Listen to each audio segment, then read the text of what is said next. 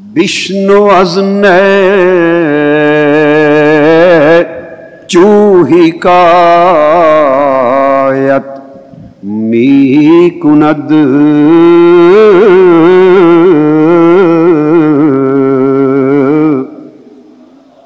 بشنو از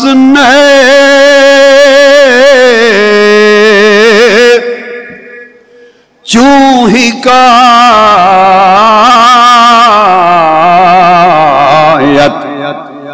می کند وز جدائی حاشکایت می کند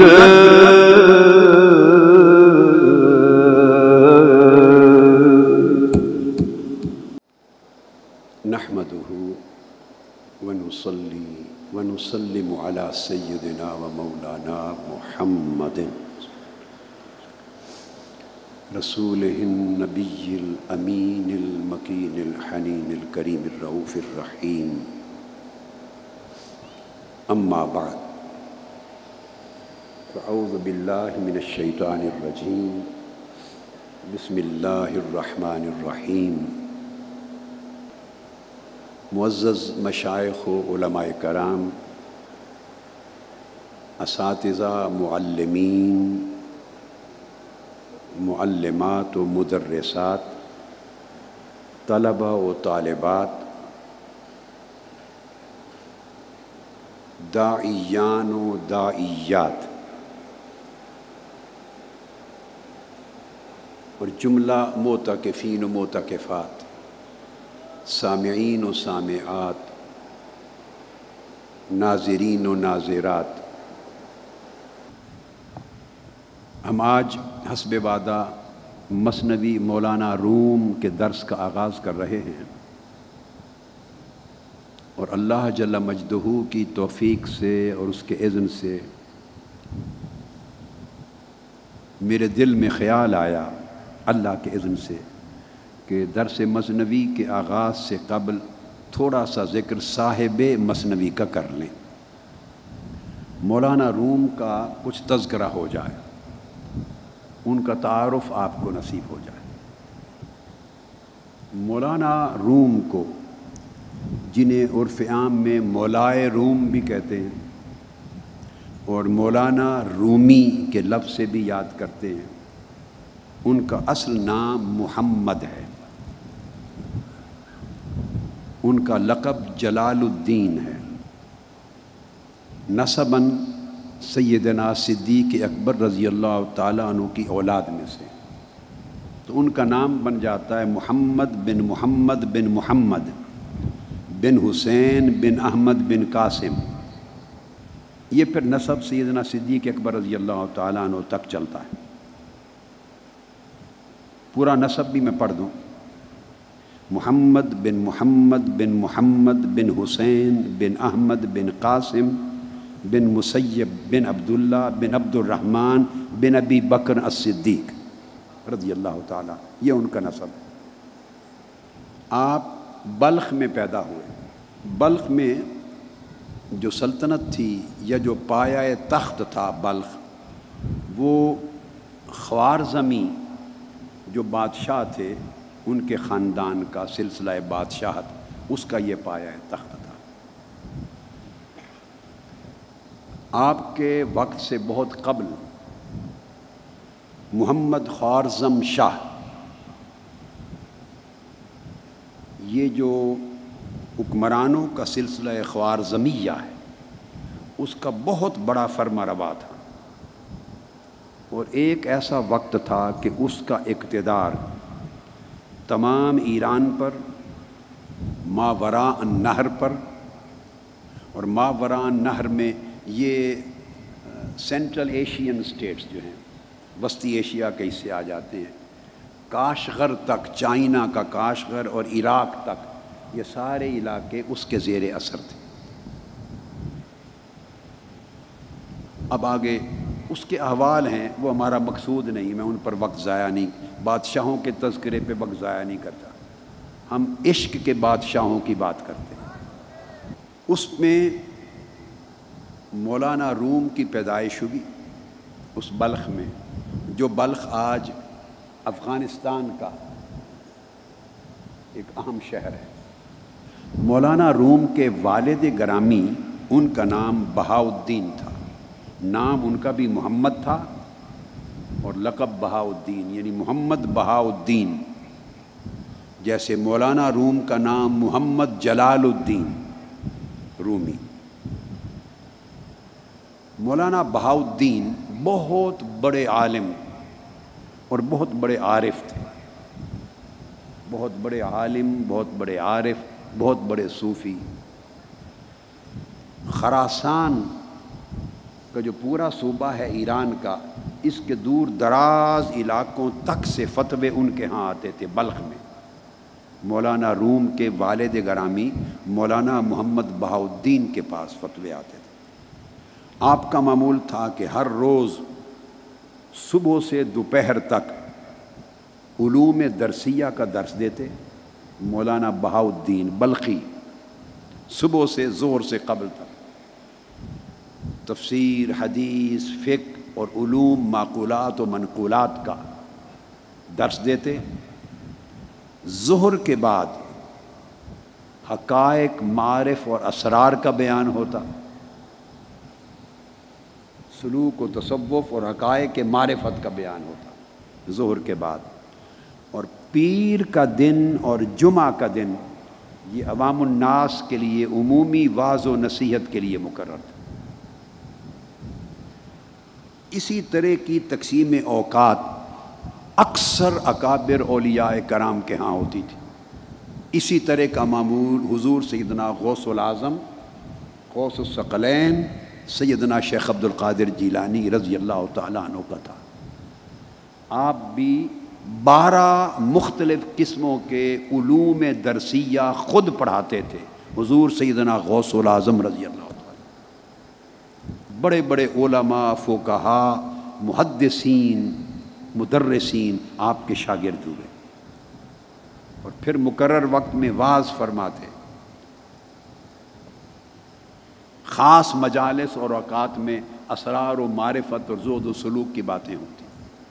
یہ تقسیم اوقات ہر زمانے میں اولیاء کا طریق رہا ہے۔ سیدنا امام حسن بصری کا بھی طریق یہ تھا، وہاں سے معمول تھا۔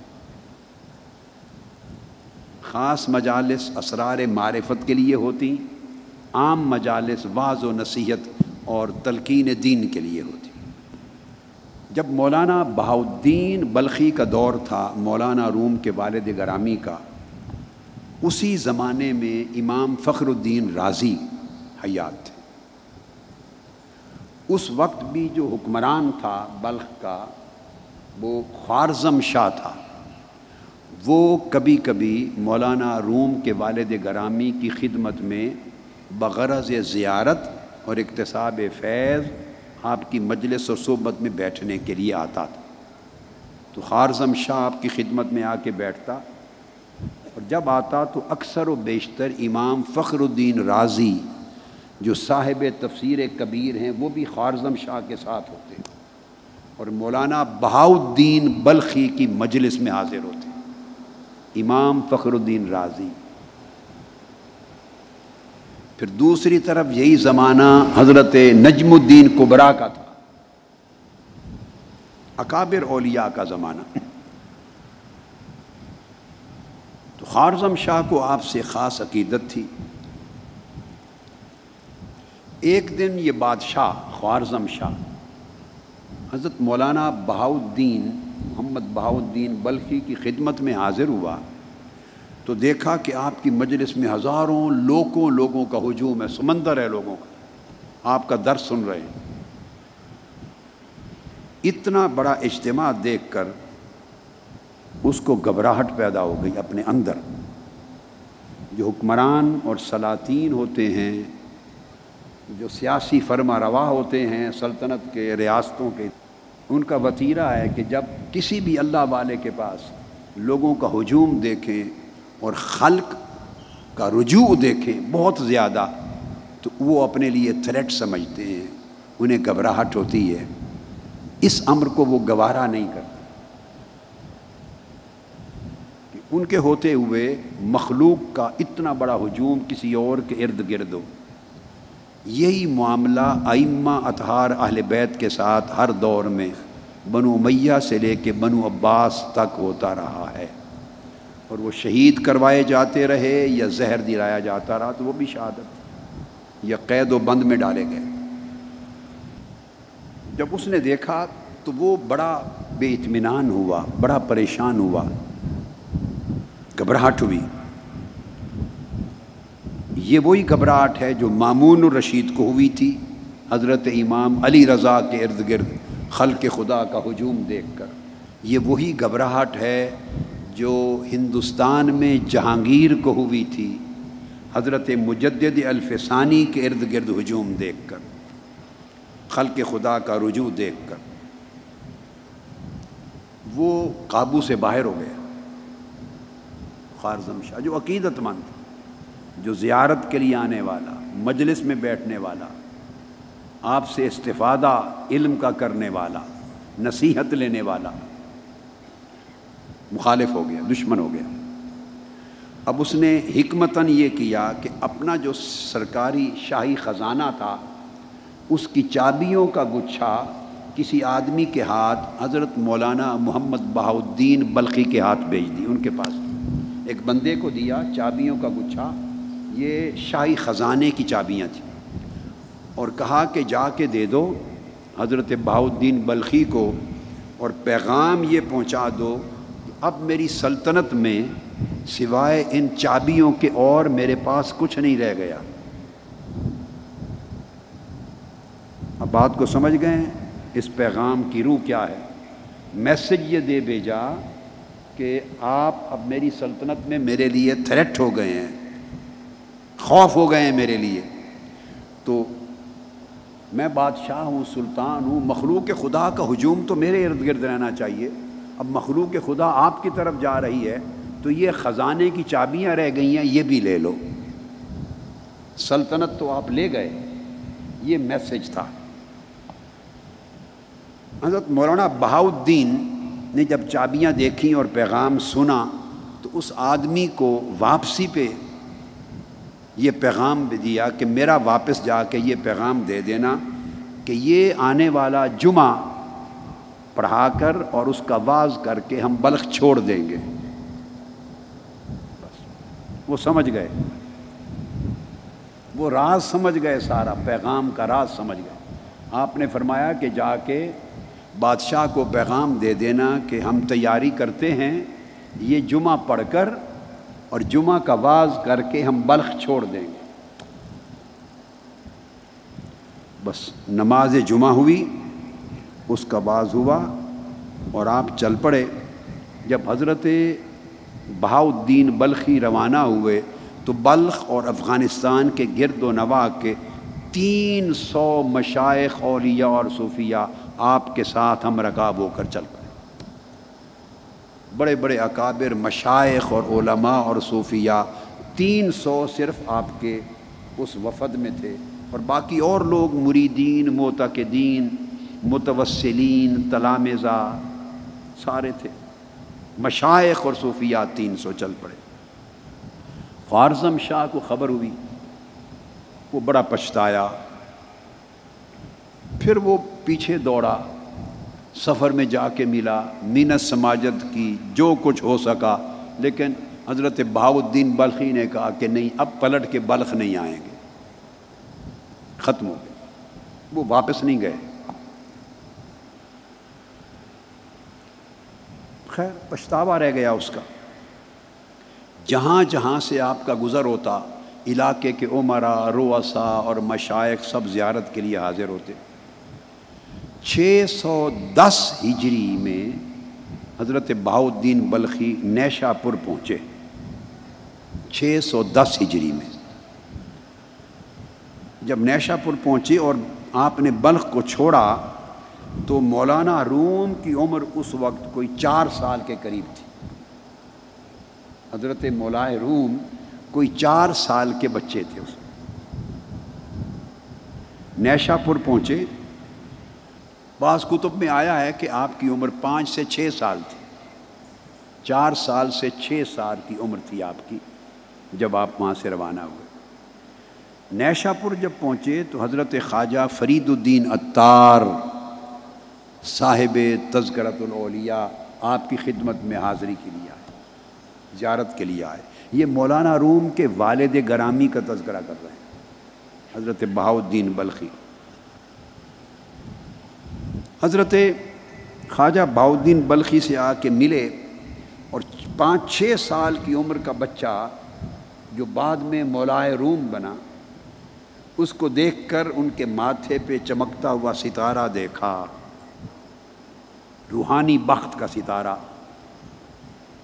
اور حضرت بہاؤالدین بلخی سے کہا، حضرت خواجہ فرید الدین عطار نے فرمایا یہ بڑا جوہر قابل ہے، اس کی حفاظت اور پرورش سے حضرت غفلت نہ کرنا، اس کی پرورش کرنا۔ خواجہ فرید الدین عطار نے اپنی ایک مثنوی لکھی تھی، اس کا نام تھا اسرار نامہ، تو اپنی مثنوی اسرار نامہ کا ایک نسخہ آپ کو پیش کیا۔ اس کے بعد آپ پھر نیشا پور سے آگے چل پڑے۔ الغرض مختلف جگہوں پر ہوتے ہوتے آپ آگے پہنچے، مختلف اطراف و اکناف میں مختلف ملکوں شہروں سے گزرتے ہوئے آئے۔ یہ جو موجودہ جگہ ہے ترکی کی شہر قونیہ، جہاں مولانا روم کا مزار اقدس ہے، یہاں کا بادشاہ تھا، بادشاہ تھا سلطان علاؤالدین کیقوباد۔ سلطان علاؤالدین کیقوباد یہ بادشاہ تھا۔ سلطان علاؤالدین کیقوباد یہ سلجوقی سلطنت تھی، سلطنت سلجوقیہ، اس کا وہ فرما روا تھا۔ یہ سلجوقی سلطنت یہ کوئی 220 سال تک پورے ایشیائے کوچک پر رہی ہے، اور اس ساری کو سلطنت روم کہتے تھے۔ وہ مشرق وسطیٰ تک جاتی تھی، ترکی، استنبول اور سارے خطوں کو ڈال کر۔ وہ اس وقت حکمران تھا۔ اس کے لوگ سلطان علاؤالدین کیقوباد کے، اس کے کچھ لوگ وہ جہاں مولانا بہاؤالدین بلخی قیام پذیر تھے تو ان سے ملنے کے لیے وہاں آئے، اور ان کے احوال دیکھے، ان کا زہد و ورع دیکھا، ان کی معرفت دیکھی، مقام و مرتبہ دیکھا، اور سارے کچھ احوال جا کر انہوں نے سلطان علاؤالدین کیقوباد کو ان لوگوں نے بتائے۔ اس سے وہ بڑا متاثر ہوا، اور اس نے دل ہی دل میں گویا مولانا روم کے ساتھ اپنی ارادت کا رشتہ قائم کر لیا، اور درخواست بھیجی کہ بلخ سے آپ چل پڑے ہیں تو اب ہمارے ہاں قونیہ میں آ کے اقامت اختیار کریں۔ دعوت دی قونیہ میں قیام پذیر ہونے کی۔ اب روانہ ہوئے۔ اس وقت جب آپ درمیان میں کئی مقامات سے وہ ہوتے ہوئے تھوڑا تھوڑا قیام کرتے ہوئے چلے، جب مولانا روم کے والد گرامی قونیہ پہنچے تو اس وقت مولانا روم کی جو عمر ہے، اس میں درمیان میں زنجان بھی رہے، عرصہ قیام رہا۔ زنجانی جہاں سے مشائخ اور اولیاء ایران کے حصے میں ہیں، وہاں بھی آپ کا قیام رہا، اور مختلف شہروں میں ممالک میں بھی رہے۔ لیکن بالآخر جب قونیہ پہنچے تو مولانا روم کی عمر اس وقت کوئی لگ بھگ 17-18 سال تھی، 17-18 سال کے قریب۔ اس دوران دمشق سے بھی گزرے، وہاں حضرت شیخ اکبر محی الدین ابن العربی کے ساتھ ملاقات ہوئی۔ جب دمشق گئے ہیں تو اس وقت مولانا روم کی عمر لگ بھگ 11 برس کی تھی، 10-11 برس۔ شیخ اکبر نے دیکھا آگے آگے والد تھے حضرت بہاؤالدین بلخی، پیچھے ان کا بیٹا 11 سال کا محمد جلال الدین جو ابھی رومی نہیں ہوئے، ان کو دیکھا تو شیخ اکبر نے جب وہ رخصت ہوئے تو فرمایا سمندر دریا کے پیچھے پیچھے جا رہا ہے۔ باپ کو بھی دیکھا، بیٹے کو بھی دیکھا، تو فرمایا سمندر دریا کے پیچھے جا رہا ہے، یعنی والد دریا ہے اور بیٹا بڑا ہو کے سمندر بننے والا ہے۔ یہ شیخ اکبر محی الدین ابن عربی نے کہا۔ جب قونیہ جا کے آباد ہوئے اس وقت آپ کی عمر کوئی 17 برس 18 برس کے قریب تھی، مولانا روم کی۔ سلطان علاء الدین کیقوباد نے باہر نکل کے استقبال کیا، بڑے تزک و احتشام سے استقبال کیا، اور گھوڑے سے نیچے اترا، پیادہ پا ننگے پاؤں زمین پر دیر تک آپ کے استقبال میں ساتھ چلتا رہا۔ ایک عالی شان مقام پر جا کے آپ کو ٹھہرایا، ضروریات مہیا کی، اور پھر اکثر و بیشتر آپ کی صحبت اور مجلس میں آ کے بیٹھتا۔ مولانا شیخ بہاؤالدین بلخی نے 628 ہجری میں 628 ہجری جمعہ کا دن تھا، 18 ربیع الثانی، اس دن وفات پائی۔ 628 میں وفات ہوئی، اور مولانا روم کی ولادت 604 ہجری میں ہوئی تھی۔ تو 604 ہجری میں ولادت ہے، اور جب والد گرامی حضرت بہاؤالدین بلخی کا وصال ہوا تو مولانا روم کی عمر گویا اس وقت 24 سال تھی، 24 سال عمر تھی۔ ابتدائی تعلیم حضرت بہاؤالدین بلخی نے خود دی اپنے بیٹے کو۔ پھر آپ کے تلامذہ اور مریدین میں سے ہی ایک بڑے نامور عالم تھے حضرت برہان الدین محقق، ان کے سپرد کیا۔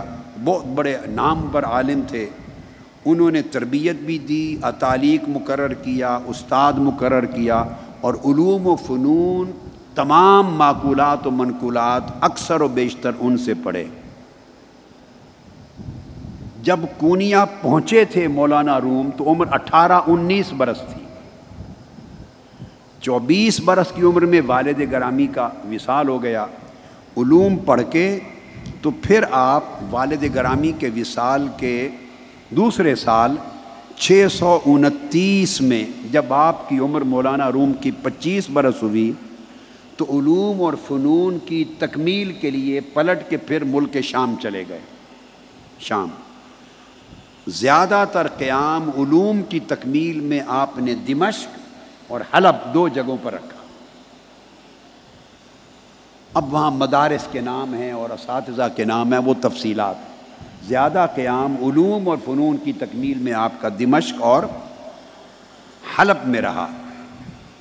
بڑے بڑے اکابر علماء تھے، مدرس تھے، کمال الدین حلبی اور اکابر، عمر بن احمد بن ہبۃ اللہ، اور بڑے بڑے محدث، بڑے بڑے حفاظ حدیث کے، مؤرخ، فقیہ، مفتی، اور بڑے بڑے فقہا اور بڑے بڑے ادیب اور عالم اور مفسر آپ کے اساتذہ تھے۔ ان مدارس میں آپ نے، اور آپ علوم الفقہ میں بڑے وسیع مہارت اور معرفت رکھنے والے عالم تھے مولانا روم۔ تمام مذاہب کے متبحر عالم تھے، اور علم الخلاف جو مختلف مذاہب کے مابین خلافیات ہیں اس کے اوپر بڑے مناظر تھے۔ مجادلہ اور مناظرہ کے بہت بڑے عالم، متخصص اور ماہر تھے، اور علوم کی مختلف انواع پر بڑا تبحر تھا، بڑی مہارت تھی۔ الغرض ظاہری علوم دینیہ میں، معقولات اور منقولات میں اس زمانے میں مولانا روم کا کوئی ہم پایا شخص نہیں تھا۔ دنیا سے بڑے بڑے فتوے آپ کی طرف آتے، لوگ استفسار کرتے، اکتساب فیض کرتے، آپ پھر درس دیتے اپنے طلباء کو، گھر میں بھی، اپنے مدرسہ میں، مدرسہ آپ کے لیے بنا دیا گیا قونیہ میں، اور آفاق میں آپ کا شعرا تھا، ڈنکا بجتا تھا علوم میں تبحر کا۔ اس زمانے میں جب آپ تکمیل کر کے واپس آباد ہو گئے تھے قونیہ میں، ادھر ایک بزرگ ہیں حضرت شمس الدین تبریز، حضرت سلطان شمس تبریز، وہ تبریز سے چلتے ہیں، بڑے عارف اور بڑے عاشق تھے، سلطان العاشقین تھے اور سلطان العارفین تھے۔ وہ حضرت شیخ بابا کمال الدین جندی کے مریدین میں سے تھے، ان سے اقتطاب فیض کیا تھا۔ جب حضرت سلطان العاشقین حضرت سلطان شمس تبریز نے جب تکمیل کر لی مقامات میں، معرفت میں، زہد میں، سلوک میں، تصوف میں، مراحل عشق میں، مراحل معرفت میں، تو آپ کے شیخ نے ان سے فرمایا حضرت شمس تبریز سے کہ شمس تبریز روم جاؤ، وہاں ایک دل سوختہ ہے، ایک دل سوختہ تمہارے انتظار میں ہے، جس کا دل عشق الہی کی آگ میں جلا چاہتا ہے، اس کے لیے روم جاؤ۔ ایک روایت۔ دوسری روایت میں یہ آتا ہے کہ آپ نے دعا کی ایک رات اپنے مراقبے کے بعد حضرت شمس تبریز میں کہ مولا مجھے کوئی ایک شخص عطا کر دے جو میری صحبت اور میری توجہ کا متحمل ہو سکے، میری صحبت کا فیض سنبھال سکے، جو کچھ میں دینا چاہتا ہوں وہ لے سکے اور سنبھال سکے، ایک شخص دے دے۔ تو آپ کو اشارہ ہوا کہ پھر قونیہ جاؤ، وہاں جلال الدین رومی نام نہیں مگر وہاں ایک شخص تمہاری انتظار میں، وہ تمہاری صحبت اور تمہاری توجہ اور تمہارے فیض کا بوجھ اٹھا لے گا اور سنبھال لے گا۔ اب آپ کے احوال اور تراجم کی کتب میں آیا ہے کہ جب حضرت سلطان شمس تبریز قونیہ پہنچے تو پہلے ایک کاروان سرائے میں پہنچے۔ مختلف روایات ہیں، پہلی ملاقات ہوئی یا دوسری ملاقات تھی۔ ایک روایت کے مطابق آپ جب پہنچے تو مولانا روم کا شہرہ تھا، بڑی شہرت تھی، تمکنت تھی، بڑا وجاہت تھی، بڑا وقار تھا، بڑا نام تھا، اور مرجع خلائق تھے آپ، اور علماء اور فقہا رجوع کرتے تھے۔ تو حضرت شمس تبریز بھی سن کر ان سے ملنے کے لیے قونیہ گئے، چونکہ وہ اس مرد کی تلاش میں تھے جس نے آپ کے فیضان صحبت کو حاصل کرنا اور اس کا متحمل ہونا تھا۔ آپ کے گھر پہنچے، ایک روایت کے مطابق جب گھر پہنچے تو مولانا روم اپنے طلباء کو سب اسباق پڑھا رہے تھے، گھر میں اسباق پڑھا رہے تھے، اور ارد گرد کتابوں کا ڈھیر تھا، کتابیں لگی تھیں۔ حضرت سلطان شمس تبریز نے آ کے کھڑے ہو کے دیکھ لیا، وہ پیری مریدی نہیں کرتے تھے حضرت سلطان شمس تبریز، بس تاجروں کے روپ میں سفر کرتے تھے، سیاحت کرتے تھے، اور ایک شخص کی تلاش میں تھے جسے اپنا فیض منتقل کر سکے۔ روایتی سلسلہ ان کا نہیں تھا۔ آپ نے کتابوں کا ڈھیر دیکھا تو ان سے پوچھا یہ چیز یہ کیا ہے، یہ کیا ہے؟ مولانا روم نے جواب دیا یہاں چیز اس کہ تو نہ جانے، یہ وہ چیز ہے اے درویش کہ تو نہیں جانتا اسے، یہ وہ چیز ہے کہ اسے تو نہیں جانتا۔ اس روایت کے مطابق الجواہر المدیہ کتاب ہے احناف کے علماء اور فقہا کے طبقات پر، اس کی روایت کے مطابق جب آپ نے کہا کہ یہ وہ شے ہے جو آپ نہیں جانتے تو اس وقت ہی کتابوں کو آگ لگ گئی، کتابوں کو آگ لگ گئی۔ مولانا روم پریشان ہو گئے، مسودات تھے اس زمانے تو قلمی کتب ہوتی تھیں، سب جل گئیں، اور پریشان ہو کے پوچھا یہ کیا ہے؟ فرمایا یہ وہ چیز ہے کہ رومی تو نہیں جانتا، جو کچھ پہلے تھا وہ ہم نہیں جانتے، جو اب ہو گیا وہ آپ نہیں جانتے۔ کتابیں تو مولانا روم کی درخواست پر حضرت سلطان شمس تبریز نے واپس پلٹا دی، مگر مولانا روم کے دل میں آگ لگ گئی، عشق کی آگ بھڑک اٹھی، یہ وہ پہلی چنگاری تھی جو جلی۔ اب ایک اور روایت بھی آپ کی ملاقات کے حوالے سے دوسری آتی ہے، اور وہ یہ کہ مولانا روم ایک تالاب کے کنارے، اپنے مدرسہ کے تالاب کے کنارے طلباء کو پڑھا رہے تھے۔ حوض تھا، پہلے زمانے مساجد کے اکثر سینوں میں مدارس میں حوض ہوتے تھے، اس کے کنارے بیٹھ کے پڑھا رہے تھے۔ کچھ کتابیں رکھی تھیں اور حضرت شمس تبریز نے اس موقع پر پوچھا کہ یہ کیا ہے جلال الدین، یہ کیا ہے؟ آپ نے جواب دیا یہ قیل و قال ہے، یہ قیل و قال ہے۔ مولانا روم اٹھے، حضرت سلطان شمس تبریز نے ساری کتابیں اٹھا کے اس تالاب میں پھینک دی، پانی میں۔ نسخے تھے، مسودات تھے، سیاہی پانی میں گل گئی۔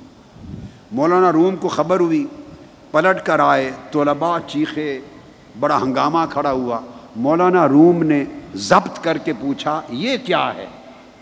فرمایا حضرت سلطان شمس تبریز نے وہ قیل و قال تھا، یہ عالم حال ہے۔ پوچھا یہ کیا ہے؟ فرمایا عالم حال ہے۔ یہاں سے مولانا روم حال کی دنیا میں داخل ہو گئے، حال کی دنیا میں داخل ہو گئے۔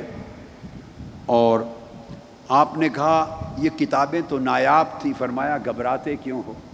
آپ تالاب میں اترے اور کتابیں نکال کے واپس کر دی، اور ایک ایک کتاب کو جھاڑتے تھے، بجائے پانی کے گرد نکلتی تھی۔ وہ پوچھتے رہے یہ کیا ہے؟ فرمایا وہ قیل و قال تھا، اب یہ عالم حال ہے۔ مولانا روم نے کہا کہ اس حال میں ہمیں بھی داخل کر دیں، اس حال میں ہمیں بھی داخل کر دیں۔ مولانا روم اس حال میں داخل ہوئے اور پھر پڑھانا چھوڑ دیا، حلقہ تدریس ختم کر دیا، فتویٰ نویسی بند کر دی، اور حال میں ایسے داخل ہوئے کہ پھر سلطان العاشقین بنے اور سلطان العارفین بنے، اور آپ نے پھر دنیا کو صاحب حال کرنے کے لیے مثنوی لکھی، جس کو مثنوی مولانا روم کہتے ہیں، مثنوی رومی کہتے ہیں۔ اور پھر وہ اس حال کا ذکر شروع کرتے ہیں، مولانا روم اس مثنوی میں اس حال کا ذکر شروع کرتے ہیں اور آغاز کرتے ہیں بشنو از نے چوں ہی کایت می کند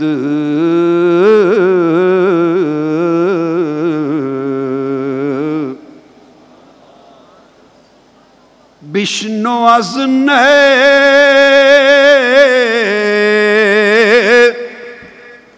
چوں ہی کایت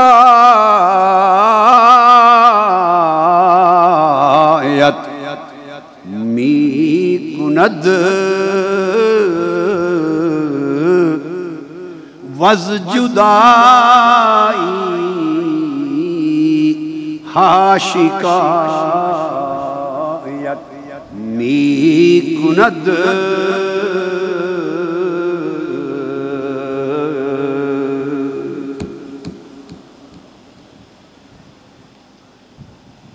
یہاں سے وہ حال کی زبان میں بولنا شروع کرتے ہیں اور فرماتے ہیں اے طالب بانسری سے سن کیا کہانی بیان کرتی ہے، بانسری سے سن کیا کہانی بیان کرتی ہے، اور کن کن جدائیوں کی کیا شکایت کرتی ہے۔ ہائے ہائے، یہ نہیں کہا کہ جدائی کی شکایت بیان کرتی ہے، نہیں، وز جدائی ہا، کتنی جدائیوں کی شکایت بیان کرتی ہے۔ اس بانسری سے سن کہتی کیا ہے، اس کو کتنی جدائیاں لاحق ہو گئی ہیں جن کی شکایت کرتی ہے، جن کا رونا روتی ہے، اور جن جدائیوں پر آہ و زاری اور چیخ و پکار کرتی ہے۔ یہ جدائیاں بشنو از نے، بانسری سے سن، نے سے مراد اس شعر میں روح انسانی ہے۔ مولانا روم روح انسانی کو نئے کہہ کے یاد کر رہے ہیں۔ اس بانسری سے سن، یعنی اے بندے اپنی روح سے سن، روتی ہے، کوئی حکایت بیان کرتی ہے، کوئی کہانی سناتی ہے، ہائے ہائے ہائے، اس روح کا رونا سن، کوئی کہانی سناتی ہے، اور کتنی جدائیاں ہو گئی ہیں، کس کس شے سے جدا ہوئی ہے، اس کا شکوہ دکھڑا سناتی ہے۔ وہ روح ہے۔ روح ایک وقت میں عالم ارواح میں، عالم ملکوت میں رہتی تھی، عالم ملکوت میں رہتی تھی۔ عالم ملکوت، اسے عالم ارواح بھی کہتے ہیں، آسمانی دنیا سے ورا کا، اوپر کا عالم۔ اس کو عالم امر بھی کہتے ہیں، اسے عالم غیب بھی کہتے ہیں۔ یہ سارے نام ایک ہی عالم کے ہیں، عالم ارواح، عالم ملکوت، عالم امر، عالم غیب۔ روح جب وہاں تھی تو اس کے کئی تعلقات تھے، اسے کئی قربتیں حاصل تھیں۔ پھر رب کریم نے جب فیصلہ کیا کہ روح انسانی بدن میں ڈالی جائے گی، تو جب وہاں تھی تو اللہ رب العزت کی قربت اور اس کی محبت اور اس کی معرفت میں مشغول تھی، مستغرق تھی، معرفت الہیہ کے انوار میں مشغول و مستغرق تھی۔ اور پھر اسی عالم ملکوت کو سمجھا دوں، وہاں سے جب جدا کر کے بدن انسانی میں ڈال دیا گیا تو وز جدائی ہا، اس کی کئی جدائیاں ہوئیں۔ وہ جدائیاں کیا ہیں؟ ایک تو عالم ملکوت سے جدا ہو گئی، عالم ارواح سے جدا ہو گئی، پھر عالم ارواح کے ساتھ جہاں عالم ملکوت ختم ہوتا ہے اس کے ساتھ ایک اور عالم جڑا ہوا ہے اوپر، اس کو عالم جبروت کہتے ہیں۔ وہ عالم جبروت ملکوت کے پڑوس میں ہے اوپر۔ اس عالم جبروت میں اسماء الہیہ کی تجلیات تھیں، اس عالم جبروت میں صفات الہیہ کی تجلیات تھیں، اس کو عالم جمع بھی کہتے ہیں۔ اور اسمائی صفاتی انوار و تجلیات سے وہ عالم روشن رہتا تھا۔ عالم ملکوت میں رہتے ہوئے اسے عالم جبروت کا پڑوس میسر تھا، نیبرہڈ میسر تھی، وہاں جہاں اسماء الہیہ کے انوار اترتے تھے، وہ عالم جبروت جہاں صفات الہیہ کی تجلیات اترتی تھیں، جہاں فرقتیں نہیں تھیں، تو عالم ملکوت میں خود رہنا، فرشتوں کا ساتھ اور سنگت، نیک روحوں کی سنگت، پاکیزہ لطیف جواہر، پھر ان کی عبادتیں، ان کے ذکر، ان کے اذکار، ان کے سجدے، اور پھر وہ قبلہ، وہ کعبہ وہاں کا، پھر اس کے طواف، پھر اس کے ذکر و اذکار، پھر عالم جبروت کے جلوے، اور وہاں سے چھن چھن کر آنے والے انوار و تجلیات جو ملکوتی مخلوق کو ملتے تھے اور آتے تھے عالم جبروت سے۔ پھر عالم جبروت جہاں ختم ہوتا تھا، جبروت کے ساتھ جڑا ہوا اوپر ایک اور عالم تھا، اس کا نام تھا عالم لاہوت۔ اور عالم لاہوت میں ذات الہیہ کے انوار و تجلیات اترتے تھے۔ تو ملکوت کی دنیا میں رہتے ہوئے روح کو، اس بانسری کو، روحانی بانسری کو، ملکوت کا نورانی ماحول تو میسر تھا ہی، مگر جبروت کا پڑوس اور اس کی صحبت و قربت بھی تھی، اوپر ذات الہیہ کے انوار و تجلیات کا عالم، عالم لاہوت بھی تھا۔ ملائکہ کی آوازیں بھی سنائی دیتی تھیں، ملائکہ کے سجدوں کی تسبیحات بھی سنائی دیتی تھیں، عالم ملکوت میں گونجتے ہوئے ذکر الہی کے نغمات بھی سنائی دیتے تھے۔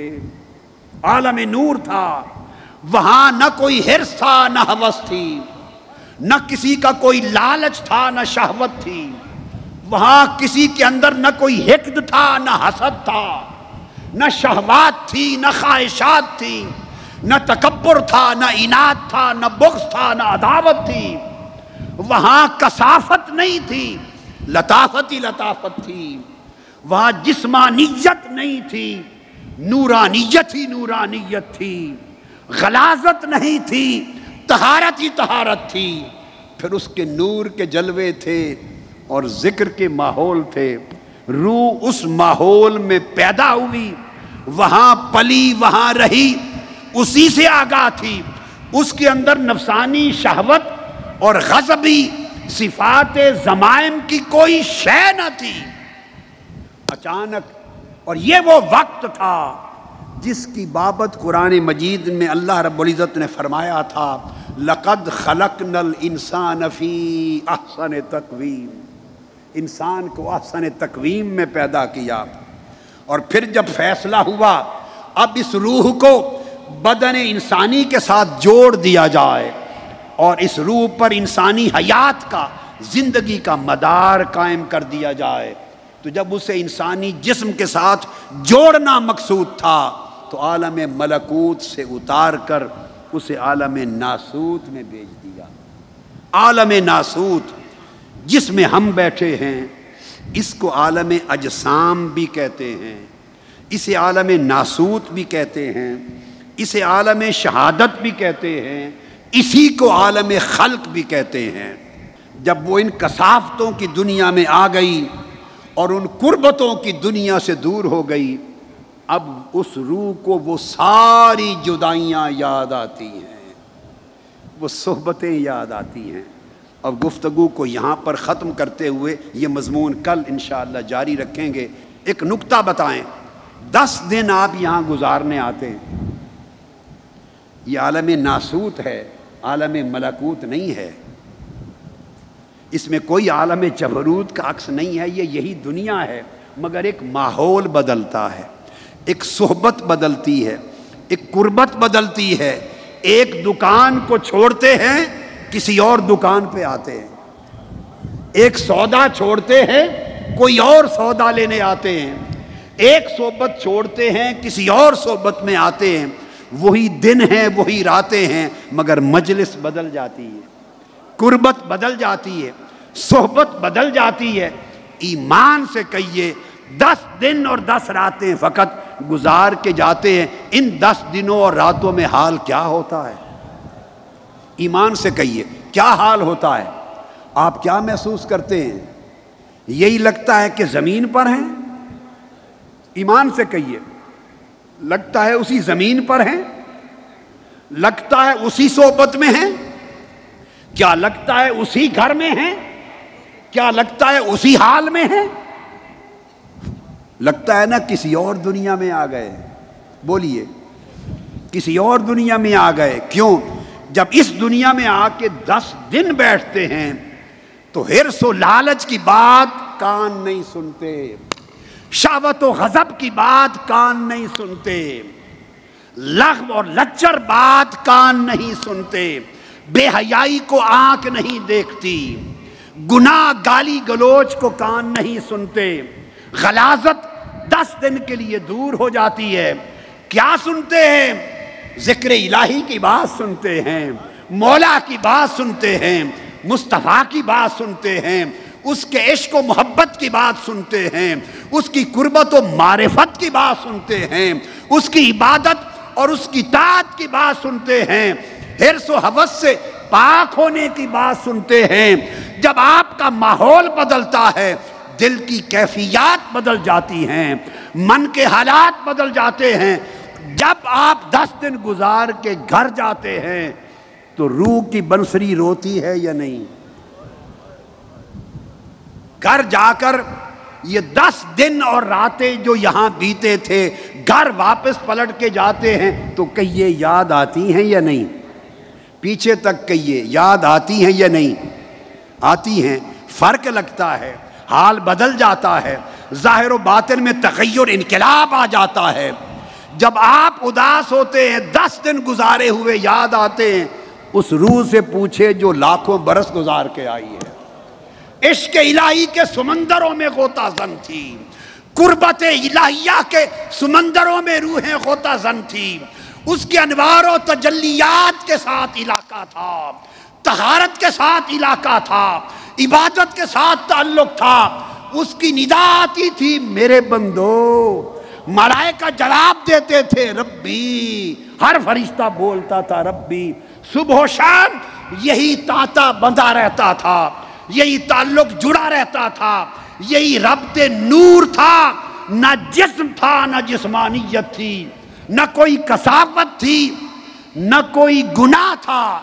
جب وہ روح اس ماحول کو چھوڑ کے اس بدن میں آئی تو بدن میں آ کے جب ادھر ادھر دیکھا، کہیں حرص کی بات ہو رہی ہے، کہیں لالچ کی بات ہو رہی ہے، کہیں تکبر کی بات ہو رہی ہے، کہیں رعونت کی بات ہو رہی ہے، کہیں شہوت کی بات ہو رہی ہے، کہیں حقد و حسد دیکھ رہی ہے روح، کہیں دنیا کے مناصب کی طرف دیکھ رہی ہے، کہیں دھوکہ بازی دیکھ رہی ہے، کہیں دجل و فریب دیکھ رہی ہے۔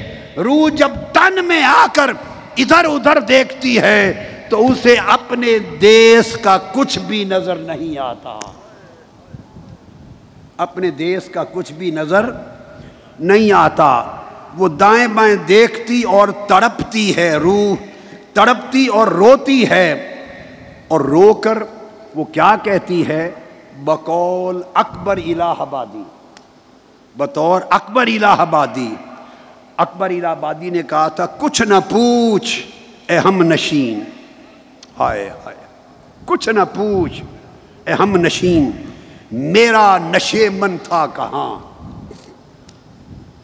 کچھ نہ پوچھ اے ہم نشین، میرا نشے من تھا کہاں، اب تو یہ کہنا بھی مشکل ہے وہ گلشن تھا کہاں، اب تو یہ کہنا بھی مشکل ہے کہ وہ گلشن تھا کہاں۔ اب تو اسے یہ بھی یاد نہیں وہ دیس کی گلیاں کیسی تھیں۔ وہ بہت سی جدائیوں کو روح دیکھ کر تڑپتی ہے، اس کے تڑپنے کو آغاز کرتے ہیں مولانا روم کہ اس روح کی سن کیا شکایت کرتی ہے، کن جدائیوں کا تذکرہ کرتی ہے۔ بشنو ازن ہے چوں ہی کایت می کند وز جدائی ہا شکایت می کند۔ یہ آج میں نے ابتدا کر دی درس مثنوی کی، اس مضمون کو کل جاری رکھیں گے اور آگے چلتے رہیں گے انشاءاللہ۔ والسلام علیکم ورحمۃ اللہ وبرکاتہ۔